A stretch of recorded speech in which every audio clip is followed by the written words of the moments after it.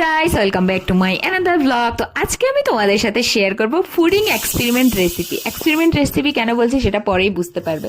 তো first experiment করার জন্য লাগবে হচ্ছে চিনি, সুগার পাউডার বানাতে হবে। সুগার পাউডার বানানোর জন্য আমি মিক্সিং বলে এখন চিনিগুলি নিয়ে নিয়েছি, তারপরে হচ্ছে মিক্সিতে দিয়ে দিয়েছি, কারণ ফার্স্টে সুগার বানাতে হবে, মানে সুগার পাউডার বানাতে হবে। তো তার জন্য জুসার বারের মধ্যে আমি বানিয়ে নিয়েছি।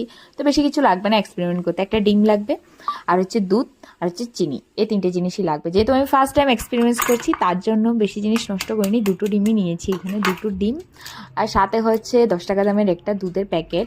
তো যেটা হচ্ছে ফার্স্টে ডিমগুলিকে মিক্স করে নিতে হবে, বাট আমি সেটা করিনি, সেটা আমার ভুল হয়েছে বলতে আমি ভাবলাম লাস্টে দুধ দিয়ে ওটাকে মিক্স করে নেব, বাট ওটা হচ্ছিল না লাস্টে, তো অনেকটা কষ্ট হয়েছিল বাট অনেকটা লেট হয়েছিল।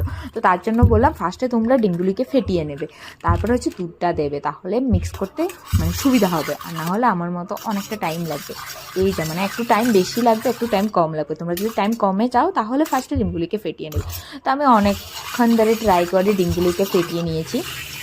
তারপর হচ্ছে যে সুগার পাউডারগুলো বানিয়েছি, সেই সুগার পাউডারগুলো দিয়ে দিয়েছি। আমি ভেবেছিলাম যে আমি দুধ বেশি দিয়ে দিয়েছি, বাট সুগার পাউডারগুলি দিয়ে দেওয়ার পরে এগুলি একটু ঘন ঘন হয়ে গেছে, ময়দার মতো হয়ে গেছে। বাট আমি সুগার পাউডার দিয়ে কখনো কোনো দিন কোনো জিনিস বানাইনি, পুডিং তো বানাইনি। আমার নিউজ পেজে যেহেতু ফেসবুকে ডেলি আসছিলো, ফেসবুক, ইউটিউব, ইনস্টাগ্রাম, তার জন্য আমি দেখে বানিয়েছি।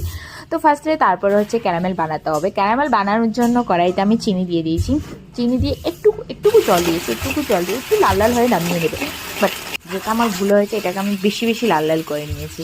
তো তার জন্য এগুলি একটু কীরকম হয়ে গেছে। তারপর আমি মিক্সগুলো বাটিতে দিয়ে দিয়েছি, বাটিতে দিয়েছি টিফিন বক্সের মধ্যে দিয়ে, ওই যে কড়াইতে ক্যারামেল বানিয়েছিলাম ওখানে গরম জলের মধ্যে ওটা দিয়ে দিয়েছি।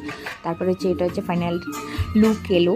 তারপরে মানে এটা যখন আমি নামালাম, এটা কেকের মতো এলো না গেছে, এটা ফেটে গিয়েছে, মানে আমার বসানোটা হয়তো বা ঠিক হয়নি, যেহেতু ফার্স্ট টাইম বানালাম। তো ফার্স্ট টাইম আমার এই ফুডিং এক্সপিরিয়েন্স কেমন হলো অবশ্যই বলতে